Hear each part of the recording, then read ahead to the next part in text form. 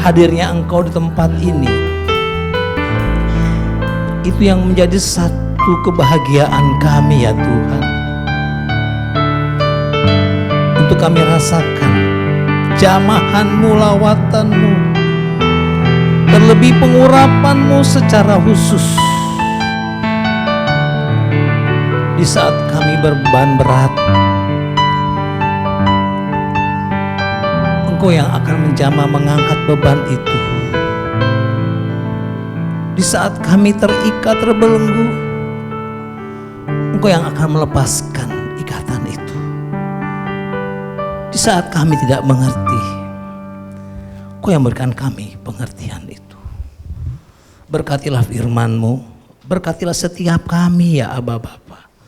Urapi hamba-Mu, sampaikanlah isi hati-Mu, apa yang Kau kehendaki atas gereja, atas jemaat, atas wadah, bahkan dalam pengembalaan hamba-Mu Pastor Yuyung Iswandi.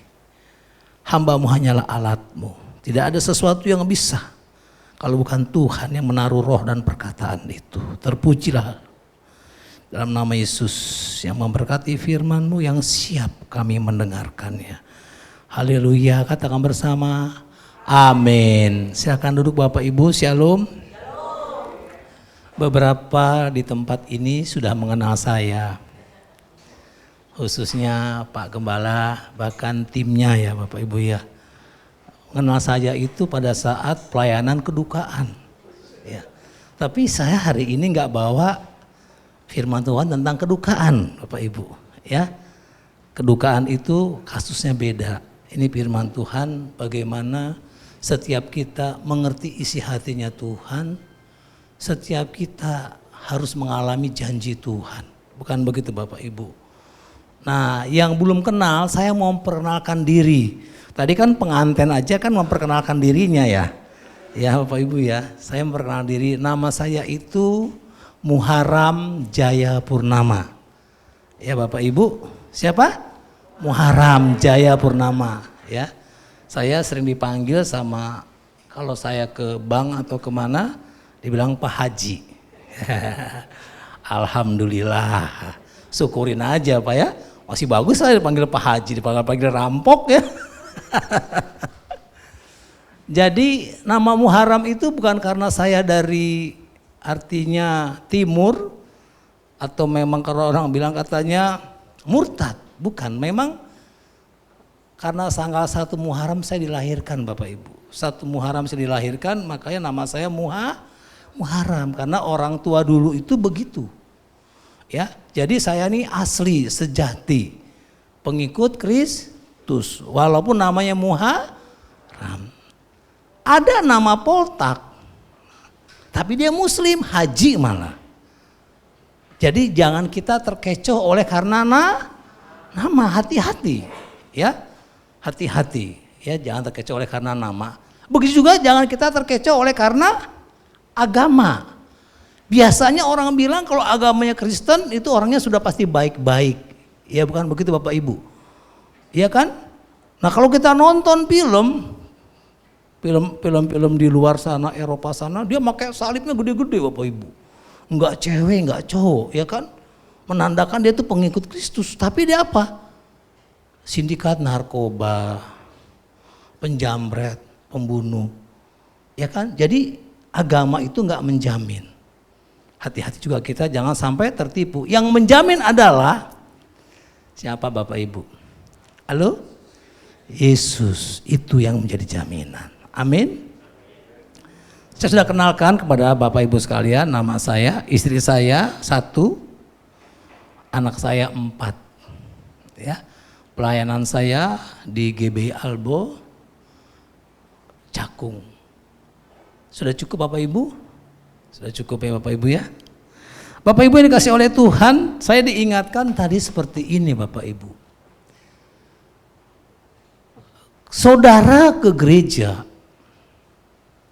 saudara ibadah, hanya berapa? Seminggu? Lama waktunya? 2 jam. Pertanyaannya, apakah ibadah itu selama 2 jam itu sesuatu terjadi, sesuatu yang kita bilang kalau saudara tuh mengasihi Yesus sungguh-sungguh. Ini pertanyaannya Bapak Ibu. Banyak orang yang beribadah karena enggak enak sama gembala. Kemarin saya baru dibantu, kemarin saya baru ditolong, baru dijenguk dan lain sebagainya. Bukan begitu Bapak Ibu.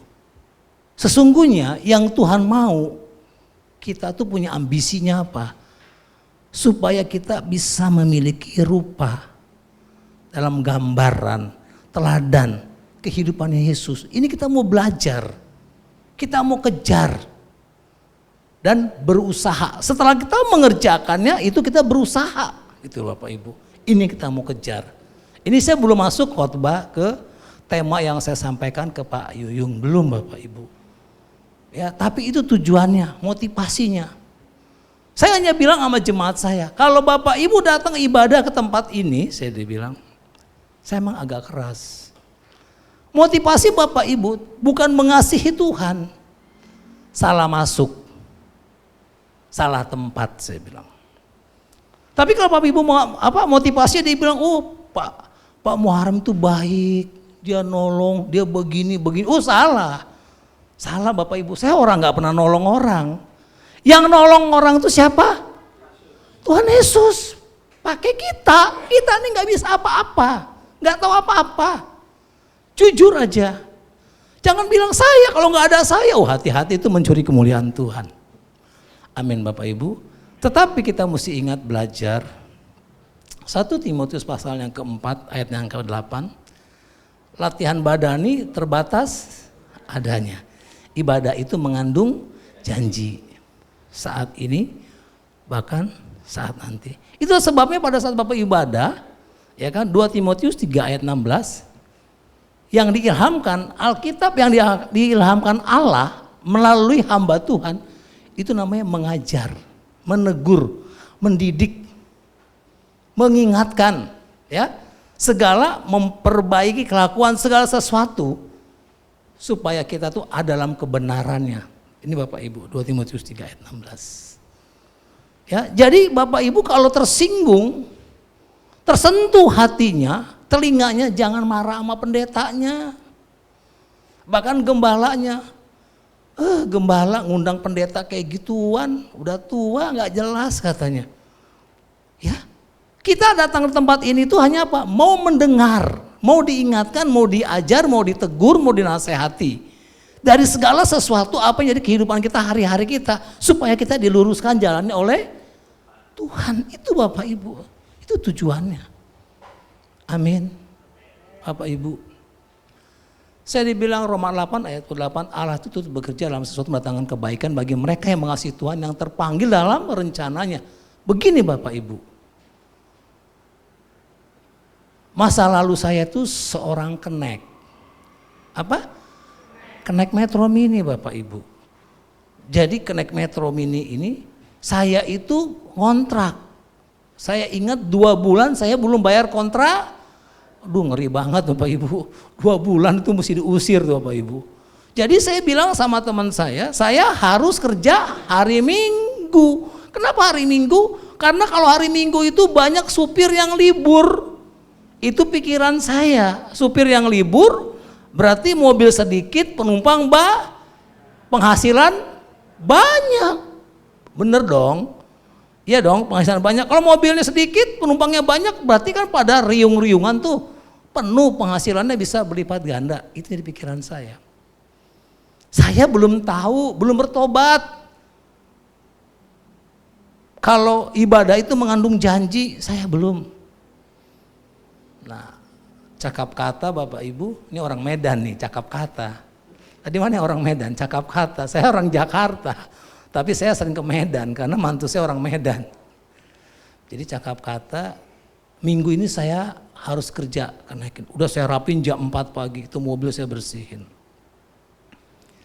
Gak lama datang teman saya, dia bilang, Naga, akulah yang narik dulu. Ih, kok gimana, kan jadwalnya saya, bagiannya saya bilang, saya bilang. Saya punya utang 2 bulan, belum bayar kontrakan. Saya harus kerja, saya bilang gitu. Datanglah supirnya, si Tobing Bapak Ibu. Naga, kasih lama si Utagalung katanya. Ih, Tobing kan saya yang udah duluan, saya udah rapi-rapin mobil, saya punya schedule. Tolonglah dia, saya pun punya utang. Saudara, itu benar-benar ngenes. Akhirnya apa? Saya nggak narik, saudara. Saya apa? Nggak narik. Saya pulang dengan lemas. Tapi saya ibadah, saya gereja. Padahal dulu gereja saya masih HKBP loh Bapak Ibu. Apa? Masih HKBP. Saya belum lahir baru, belum bertobat. Begitu saya ibadah, gak tahu di belakang saya ada teman saya. Waktu saya ada di SMP, saya SMP di Bogor. Teman saya ini orang susah. Setiap hari saya ketemu dia ada di pom bensin, nenteng rokok, menjajakan rokok. Sementara saya anak polisi, Bapak Ibu. Beres ibadah, dia bilang saya mau ke rumah kamu. Saya nggak mau lah, nolak lah, malu lah. Kalau ntar dia ke rumah saya, pas sampai rumah datang ibu kontrakan, nagih kan saya malu. Saya ingat dia tukang rokok, dagang rokok, saya anak polisi. Apa kata dunia? Kalau saya punya 2 bulan kontrakan yang belum bayar. Dia paksa. Akhirnya saya nyerah ibu, saya pun. Bener, baru masuk kontrakan, baru saya buka, saya duduk. Datang ibu kontrakan. Pak Naga, oh ada apa Bu? Ya Bu, saya bilang Bu, kenapa Bu? Ih, Pak Naga kok nggak kerja? Gimana mau bisa bayar kontrakan? Bu saya mau kerja. Tapi supir saya gantian, teman saya katanya ada kesusahan. Kan Bapak punya kontrakan 2 bulan belum bayar. Saya bilang, saya malu Bapak Ibu, malu di depan teman saya.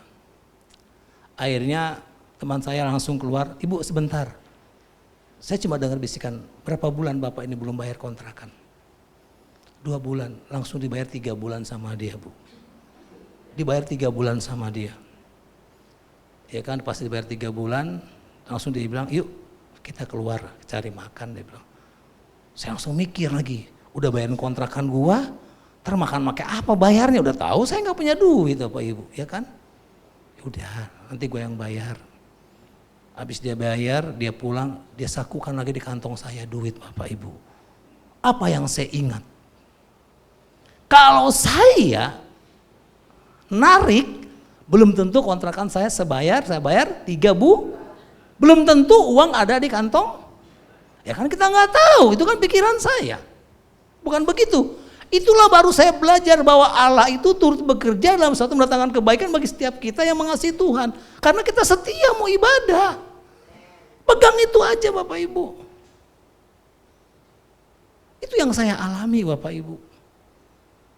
Saya susah loh Bapak Ibu, tidur tuh di pinggiran toko, tempat satpam. Ini saya kasih tuh pribadi saya. Saya nggak nyangka bisa jadi hamba Tuhan, bisa jadi pendeta, bisa punya istri lagi Bapak. Istri saya guru pegawai negeri. Saya pegawai negeri. Siapa yang mau pegawai negeri dapat kenaik metro mini Bapak Ibu? Ya kan? Tapi biar gini-gini kan ganteng Bapak Ibu ya. Mungkin lihat gantengnya aja, dia nggak tahu masalah itunya kan. Ganteng apa? Dulu, sekarang udah tua. Gitu Bapak Ibu ya kan. Itu yang saya pegang. Jadi kepada kita semua di sini, ibadah itu penting. Ya. Penting sekali. Pokoknya Bapak Ibu mau apa ibadah. Nanti kelanjutannya ada, saya kasih tahu. Kalau kita mau taat setia kepada Tuhan, pegang janji Tuhan. Hari ini saya mau sampaikan firman Tuhan di temanya apa? Apa yang terikat di bumi, terikat di sorga. Ya Bapak Ibu kan? Yaitu Matius 18 ayat 18. Pertanyaannya, Matius 18 ayat 18. Aku berkata kepadamu, sesungguhnya apa yang kamu ikat di dunia ini akan terikat di sorga. Dan apa yang kamu lepaskan di dunia ini akan terlepas di sorga. Mungkin bertanya, apa sih Pak maksudnya? Apa sih maksudnya? Gitu loh. Apa kita ngikat-ngikat begitu? Terus sorga juga ikut ngikat-ngikat? Enggak gitu, ini perumpamaan Pak Ibu. Ini perumpamaan Tuhan Yesus. Tujuannya apa? Supaya setiap kita umatnya itu mengerti. istilah-istilah artinya memudahkan. Ini perumpamaan Tuhan Yesus. Artinya begini, kita ini adalah dikasih otoritas. Kita orang-orang percaya yang setia taat kepada Tuhan dan melakukan kehendaknya. Apa Bapak Ibu? Melakukan kehendaknya, kita mendapatkan apa? Otoritas. Pegang baik-baik. Sama seperti Yesus. Dia mendapatkan otoritas karena apa? Melakukan kehendak Bapa. Sampai dia bilang dia adalah mendapatkan nama di atas segala nama. Di saat dia melakukan kehendaknya. Bisa nggak Yesus menolak itu? Bisa. Dan kita sekarang banyak yang menolak otoritas itu. Banyak yang menolak. Jadi mengatakan, kok doa saya nggak pernah terjawab? Kok kehidupan saya masih seperti ini? Kalau saudara memikirkan kasus itu, masalah itu, pertanyaannya, kapan kita boleh atau bisa melayani Tuhan? Itu pertanyaannya, kapan? Kalau hanya memikirkan kepentingan, keperluan dan keadaan situasi kita, nggak berubah-berubah, pertanyaannya kapan? Saudara, kalau kita nggak menjadi murid Kristus, Alkitab katakan, tidak bisa melihat kerajaan surga, bahkan masuk di dalamnya loh. Saya kasih tahu. Amin Bapak Ibu. Lukas 13 ayat 36. Lukas 13 ayat 36. Murid Yesus berkata kepada Yesus, siapa yang Coba Lukas 13 ayat yang ke-36. Saya bantu. Ya. Sorry, salah ya, 23. Berarti pintaran multimedianya ya. Iya ya, murid apa? Lukas 13 ayat 23. Ya. Dan ada seorang yang berkata kepadanya, Tuhan, sedikit sajakah orang yang diselamatkan? Jawab Yesus kepada orang-orang di situ, berjuanglah untuk masuk melalui pintu yang sesak itu, sebab aku berkata kepadamu, banyak orang akan berusaha masuk. Dengar Bapak Ibu, banyak orang akan berusaha masuk tetapi tidak dapat. Kenapa? Pertanyaannya, seperti otoritas yang diberikan kepada kita. Apa yang terikat di bumi, terikat di sorga, terlepas di bumi, terlepas di sorga. Kita bisa gunakan, bisa. Tapi pertanyaannya, digunakannya untuk apa? Banyak hamba-hamba Tuhan katanya begini, asalku jamah, asalku sentuh. Ya kan, mobil orang disentuh, Bapak Ibu udah kayak maling aja Bapak Ibu. Dalam nama Yesus. Firman Tuhan katakan, asalku sentuh mobil ini jadi milikku. Emangnya bisa begitu? Imannya kan terlalu berlebihan, bukan begitu? Iya enggak? Kita mau sewa mobil mewah aja susah, bayar rentalnya apalagi jadi miliknya Bapak Ibu. Tapi mungkin dia mengingat dengan perempuan yang pendarahan berapa? 12 tahun. Ya dengan imannya, tetapi ingat gak Bapak Ibu, kenapa dia bisa lakukan seperti itu? Ada sesuatu usaha yang dikerjakan, diperbuat, dia berjuang sampai habis-habisan, dia berjuang dan berusaha. Itu yang Tuhan perhatikan, Tuhan perhitungkan. Udah gak bisa apa-apa lagi, langsung ada imannya, asalku jamah saja jubahnya. Aku akan, itu yang luar biasa. Kita hidup ini kalau nggak ada usaha, nggak berjuang, nggak akan mengakhiri Bapak Ibu. Paulus katakan, aku seorang petinju bukan asal memukul. Dan aku pun akan mengakhiri pertandingan dengan baik kepada Kristus, dengan iman kepada Kristus. Tapi apa? Kalau kita ingat cuma iman aja, enak aja. Tahu nggak gimana keadaan Paulus selama dia menginjil? tersesak, dilempar, dipenjarakan, di segala macam. Kan ada penderitaan, ada perjuangan, ada usaha untuk menginjil supaya banyak orang percaya. Bahkan dia nggak minta keluar dari penjara, tapi malaikat datang. Ya kan? Rantai itu bisa terputus. Dan dia tidak lari kabur. Sekarang baik yang di penjara mau kabur Bapak Ibu. Dengan cara-caranya biar bagaimana bisakah supaya bebas daripada hukuman dan tahanan atau kita bilang hukuman administrasi. Tapi Paulus enggak. Itu sebabnya di Filipi 1 ayat 21, bagiku hidup adalah Kristus. Jadi kalau kita percaya sama Yesus dan sungguh-sungguh taat dan setia, buat apa takut mati? Buat apa takut Karena apa? Kalau Bapak Ibu baca di 2 Korintus 5 ayat 1 sampai 10, di saat kemah itu dihancurkan atau tubuh kita, Tuhan sudah menyediakan apa? Tempat kediaman di sorga. Tempat kediaman ini bukan buat tangan manusia, tapi buat tangan Tuhan. Di sorga itu nggak ada siang malam seperti ini Bapak Ibu. Terus sinar kemuliaan Tuhan. Tidak ada ratap tangis, tidak ada sakit hati, tidak ada penyakit.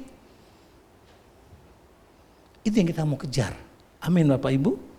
Itu yang mau kita kejar. Sekarang pertanyaannya, kenapa otoritas itu tidak ada? Bapak Ibu, kenapa tidak ada? Pertama, kita katakan, kalau engkau sepakat, Engkau sepakat, ya kan?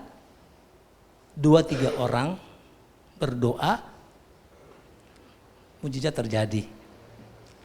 Pertanyaannya, kita bisa sepakat enggak? Hanya orang yang mau nikah saja itu yang sepakat. Supaya bisa diberkati di gereja. Begitu masuk rumah tangga, sama seperti sebelum nikah. Ya atau iya? Mungkin enggak kalau dia mau nikah, dia enggak sepakat. Digeret-geret gitu, ayo, enggak bisa dong. Saya sebagai hamba Tuhan, sebagai gembala, kalau saya konseling, banyak kejadian-kejadian mata yang gelap mata. Saya bilang, kejadian ini tuh kesukaan kamu berdua, kesepakatan apa karena diperkosa? Saya bilang. Saya tanya sama kamu. Karena kamu nikah dalam Kristus itu satu kali untuk selama-lamanya. Cuma maut yang memisahkan.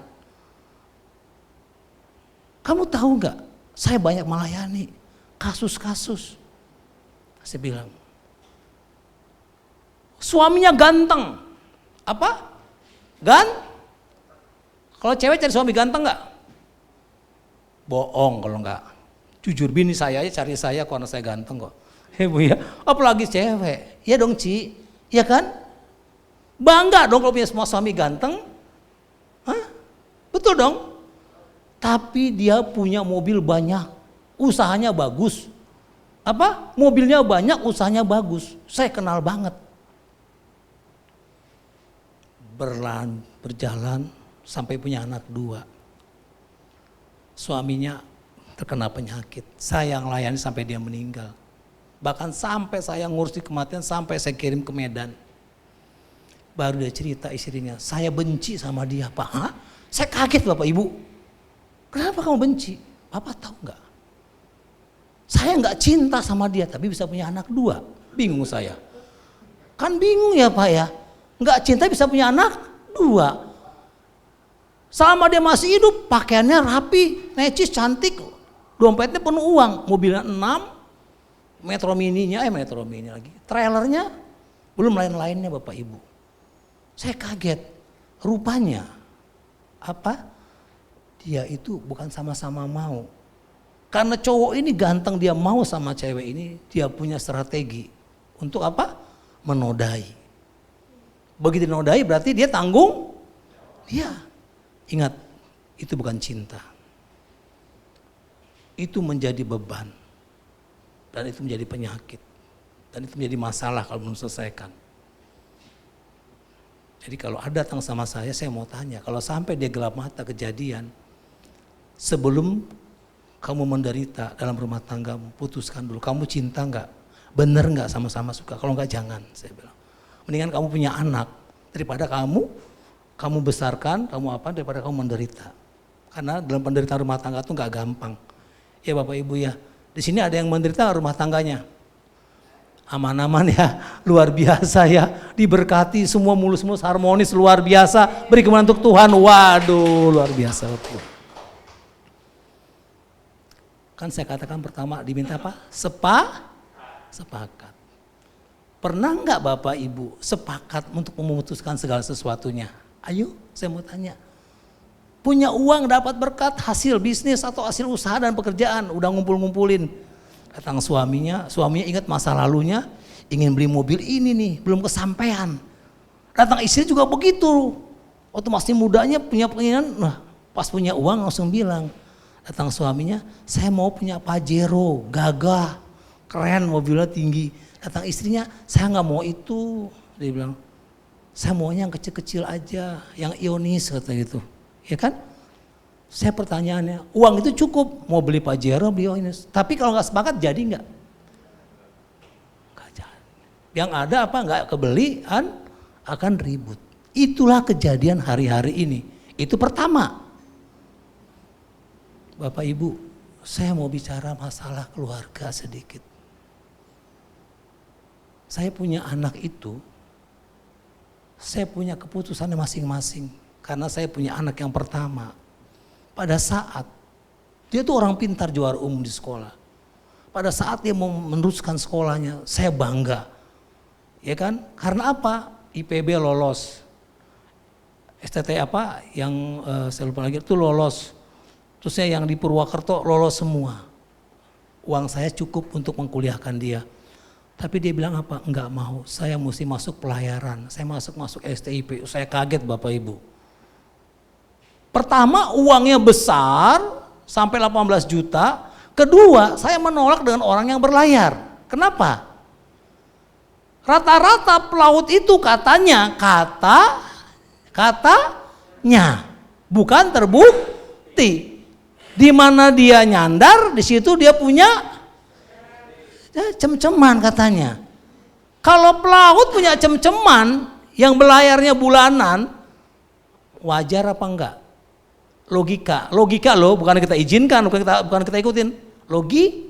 Bagaimana yang tinggal di darat? Yang tiap hari istrinya ada di sampingnya, suaminya ada di sampingnya, tapi masih bisa. Gimana? Saya nolak sama anak saya nggak mau. Saudara tahu, malam itu saya mendapatkan mimpi. Saya dikatakan begini, kamu ingat nggak? Ini satu roh. Dulu kamu itu gagal masuk AIP gara-gara kurang tinggi 1 cm. Saya pernah masuk AIP dulu, gagal kurang tinggi 1 cm. Sekarang anak mulai yang gantinya. Saya kan nggak ngerti maksudnya ganti apa. Bangun pagi saya tanya istri saya, "Mah, maksudnya apa ya? Anak kita gantinya ganti apa nih?" Saya pikir. Ya kan, saya nggak tahu. Begitu dia mau tes, saya nggak kasih uang. Dia minta sama mertua saya. Akhir kata, dia diterima. Apa Bapak Ibu? Diterima. Pas diterima, saya cari uang 18 juta. Ya kan? Saya pegang sama Tuhan. Tuhan, kalau Engkau yang izinkan dan masukkan anak saya ke situ, Engkau yang bantu saya caranya. Cari uang kemana-mana. Dari keluarga dapat 5 juta. Saya sedih juga nih. Dari langgar musola, saya dapat pinjaman 5, tuh Muharram, untung kan? Nama Muharram bisa pinjam ke musola 5 juta saya pinjam Bu. Gitu loh. Bisa pinjam 5 juta dari lain-lainnya, akhirnya anak saya kebayarlah uang sekolahnya. Pada saat dia masuk pendidikan yang namanya di STIP, babak belur setiap pulang. Terdengarkan Bapak Ibu kan banyak kematian kan? Tapi dia nggak pernah merah, nggak pernah kecewa, nggak pernah nangis. Saya yang sedih, bisa-bisa nanti ini anak saya hilang nih. Tapi dia nggak. Keputusannya, begitu dia selesai dia belayar. dia ngambil rumah. Bapak Ibu, belum pernah saya lihat saya mimpi bisa tidur masuk ke rumah yang harga nominalnya 1 M ke atas. Belum pernah loh. Kalau mampir ke rumah orang iya, tapi kan saya tidur bisa ke kamar mandi, bisa belagu. Saya kira kan bisa belagu gitu. Rumah 1 M, itulah anak saya bisa dapat begitu. Karena apa? Di kapal tuh gajinya besar, dia seorang perwira dan dia orang pintar. Jadi pertanyaannya, apakah Bapak Ibu Saudara sepakat kalau keputusan itu daripada anak?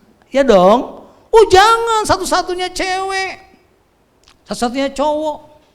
Gak boleh. Kan begitu Bapak Ibu. Banyak kita seperti itu kan Bapak Ibu kan. Menolak kan. Bapak Ibu saya ambil air minum dikit ya. Biasa Bapak Ibu. Kalau udah tua suka kering.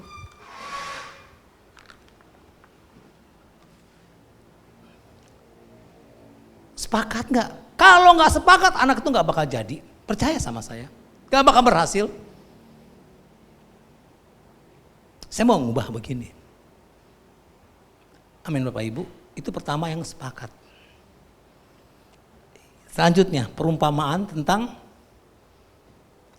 yang menghutang berapa? 10.000 talenta dan 100 dinar.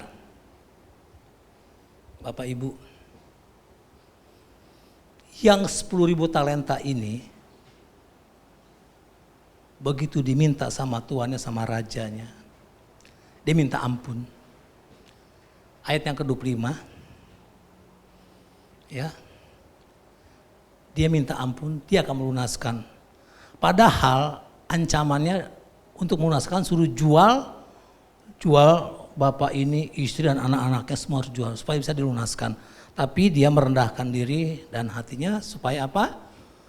Mendapatkan kesempatan untuk melunasi.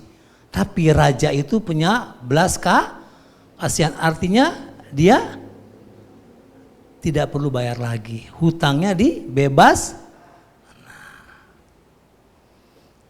Bapak Ibu dengar baik-baik. Tapi pada saat orang yang sudah dikasih pengampunan, lunas utangnya, dia punya teman yang utang sama dia cuma 100 dinar. Dia mencak-mencak, tentu saya mencak-mencak, dia akhirnya apa? Dia menolak dan harus dibayar.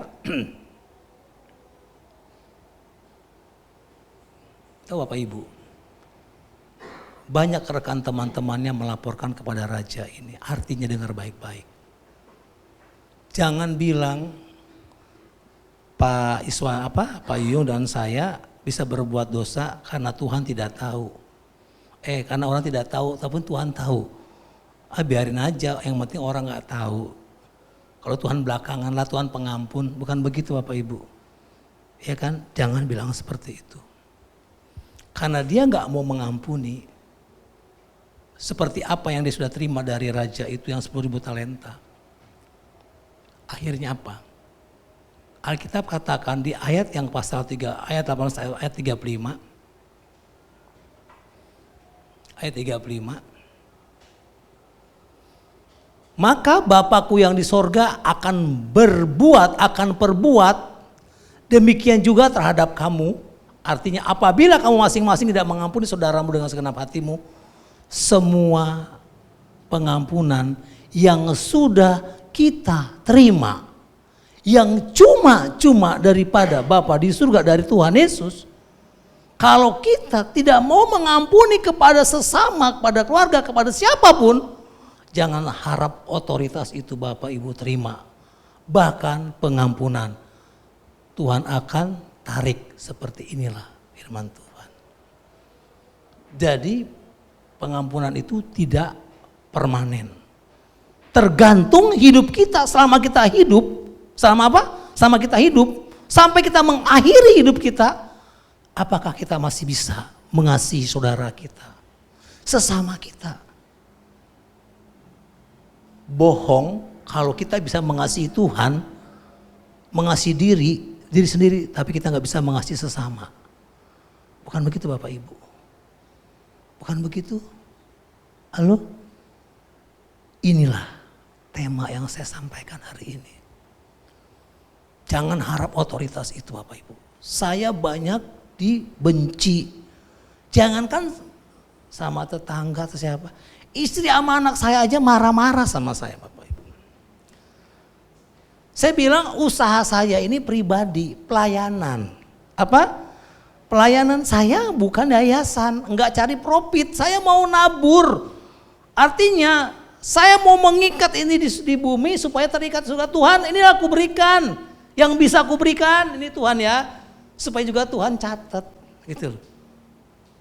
Apa Bapak Ibu? Supaya Tuhan catat.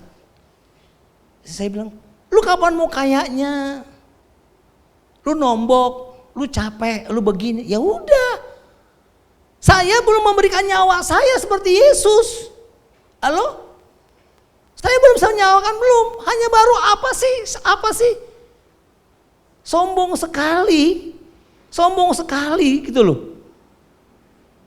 Yesus itu memberikan nyawanya untuk kita. Betul Bapak Ibu. Sedih banget saya kalau lihat pembicara-pembicara, hamba-hamba Tuhan segala macem. Saya paling hajar kalau pasti pemakaman saudara.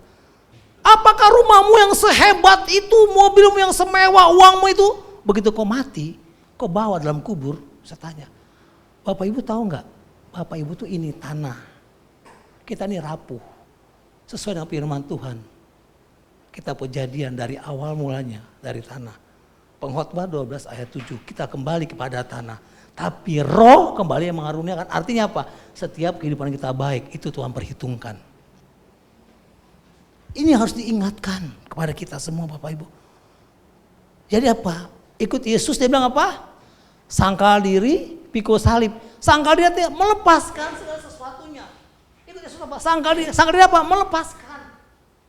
Jadi apa yang kita punya, apa yang kita miliki adalah titipan, pemberian. Jadi apa? Biar untuk Yesus, biarin. Susah loh Bapak Ibu, susah. Iya Pak, iya. Susah kan? Maaf ya. Pak Sinaga kok jadi begini? Saya nggak menyinggung Bapak Ibu, tidak. Tapi Tuhan taruh ini kepada saya. Kalau di doa saya kepada Bapak Ibu, apa yang jadi pikiranmu, taruh dalam pikiranku. Saya banyak banget khotbah saya. Tapi saya mau minta Tuhan tuntunan Bapak Ibu. Supaya saya nggak disalahin. Apa? Supaya saya nggak disalahin. Bukan begitu Bapak Ibu. Satu, kita punya otoritas. Ya, kalau dibilang katanya mujizat itu pasti ada sampai sekarang, ya itu otoritas kita. Tapi persyaratannya, apakah engkau mengasihi sesamamu? Apakah engkau punya belas kasihan? Apakah engkau sepakat? Bapak Ibu dengan tetangga bagus, di kantornya bagus, di bisnisnya bagus, di rumah tangganya nggak bagus, itu namanya celak. Tidak bisa. Apa? Celak, noda. Jadi itu mesti berseberangan bersamaan Bapak Ibu. Saya kasih tahu seperti itu. Saya orang bernubuat. Tapi saya mau terima nubuat itu. Saya bilang sama anak saya bilang sama Tuhan. Pada saat anak saya yang 2 tamat SMA, dia bilang, Pak, saya mau ke Jerman. Saya kaget Bapak Ibu. Tapi saya senyum aja. Kau ke Jerman caramu bagaimana nak? Saya mau sekolah di Bandung. Saya suruh istri saya, coba kamu ke Bandung, ketemu kayak bagaimana, sekolahannya segimana. Gitu. Begitu dapat kepastian segala macam, oke. Kita sekolahkan dia di Bandung. 2 anak saya di Bandung. Dia kos, dia belajar. Bapak Ibu, seminggu tuh bisa 2-3 kali saya ke Bandung. Saya nggak mau anak saya tuh macem-macem karena tinggal di kos. Tahu nggak kalau tinggal di kos? Bebas. Dan rata-rata dari anak saya ngadu, Pak, teman-teman Esther tuh semua baik yang udah nggak perawan. Hah? Kenapa? Aduh Pak, di kosan itu Pak cowok pada masuk begini-begini. Sama kamu gimana? Enggak Pak, Esther jaga kekudusan. pegang nak ya. Jadi saya tuh takut Bapak Ibu. Jadi saya sering ke Bandung, kontrol anak saya. Cuma Bandung kan dekat Bapak Ibu kan, 2 jam. Begitu dia ke Jerman, anak saya dua-duanya. Dengan apa saya mau melihat dia? Pertanyaannya, dengan apa saya mau ngontrol dia? Halo? Saya punya uang aja banyak belum tentu saya dapat visa. Visanya untuk apa? Ya dong Bapak Ibu. Kalau ada apa-apa dengan dia bagaimana? Saya mau ngejar, saya mau lihat dia. Walaupun sekarang bisa dengan video call. Saya ditinggal, anak saya 2 di Jerman, 2 di atas kapal. Bapak Ibu. Tapi untuk mendapatkannya ini, doa saya nggak pernah berhenti sama Tuhan. Kapanpun saya nggak pernah berhenti. Konsekuensi daripada doa saya tanggung Bapak Ibu. Saya pegang, saya terima. Contohnya apa? Coba yang paling gampang konsekuensinya. Pada saat anak itu menganggur, cuma hanya makan, tidur, main HP, nonton apa gitu, ya begitu. Bantu nggak mau, ngerja nggak mau, cuma makan tidur, dia bangkit dari kamar tidur itu hanya ke kamar mandi, atau dia ngambil makan, cuma itu, balik lagi tidur begitu. Saya mau tanya sama Bapak Ibu, kesel nggak? Marah nggak? Istri saya lebih pertama, paling pertama, wah dia mencah-mencah. Dia bilang, itu bukan punyamu, itu punya Tuhan. Tuhan bilang, rawat, terima, pelihara, jaga, doain, itu punyanya Tuhan. Betul enggak? Saya mau tanya Bapak Ibu, anak Bapak Ibu punya siapa? Punya Tuhan, titipan doang sama kita, kapan mau diambil sama dia sama Tuhan terserah Tuhan Bapak Ibu. Bukan begitu. Perempuan kan emosinya tinggi. Saya cuma senyum. Pak makan, saya ambilin makan, dia di kasur. Wow udah gede, umur udah 25 tahun saya ambilin makan nih. Beres makan, Pak ini piring gua Pak. Ya, serem enggak? Serem enggak?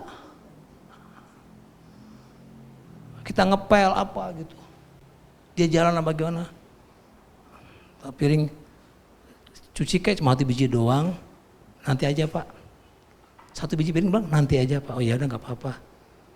Saya nggak mau emosi. Jangan sampai saya lihat piring itu ada di situ. Ntar emosi. Saya cuci lah. Yang terakhir pada saat mau ibadah. Karena dia pegang multimedia. Saya bilang, tamu udah datang semua, udah penuh ibadah, ayo turun. Gua nggak mau, gua capek. Waduh, saya bilang, siapa lagi yang mau ganti? Saya bilang, istri saya udah marah udah gitu. Saya bilang, tenang. Saya hanya senyum aja Bapak Ibu. Hati saya udah gondok, udah gemes. Bisa kata bisa pecah itu mau marah saya. Bisa saya usir, bisa dong, diusir bagaimana? Tetapi apa? Ya udahlah. Bapak duluan ke gereja ya, kau nyusul anak ya. Iya. Saya ke gereja duluan sampai lama. Nggak tahu kapan mandinya gimana, baru duduk sebentar, udah nyampe dia. Di tempat kayak beginian, mulai pegang multimedia. Saya bilang ini hebat banget Tuhan ini, saya bilang. Kalau saya sampai marah, apa Bapak Ibu? Sampai marah, saya kecewa. Berarti saya nggak punya kesabaran, nggak punya kasih. Dari situlah dia bisa lihat kemuliaan Tuhan. Kalau sampai saya bilang gara-gara kamu lu udah nganggur aja lah begini belakang. Orang kan kalau udah marah kan semua udah kayak kebun binatang Bapak Ibu. Udah emosi, labil. Tapi saya terima apa adanya. Saya senyum, saya ampuni dia, saya doain dia. Namanya anak kok, ya udah miliknya Tuhan kok. Kalau saya mau dikasih Tuhan ya kasih dia, Tuhan bilang. Dia pulang gereja, Senin dapat panggilan dia berlayar Bapak Ibu. Nganggurnya berapa lama. Kalau saya sampai emosi, perkataan saya jadi kutukan. Udah dosa saya, anak saya gagal, ya enggak? Alkitab katakan, setiap kata yang sia-sia harus dipertanggung. Hati-hati loh Bapak Ibu. Hati-hati, makanya renungkan, ingatkan setiap perkataan kita. Sama siapapun. Cepat dicabut. Minta ampun dengan Tuhan. Itu tujuan kalau kita mau sakramen perjamuan kudus. Itu noda, itu celah, itu dosa.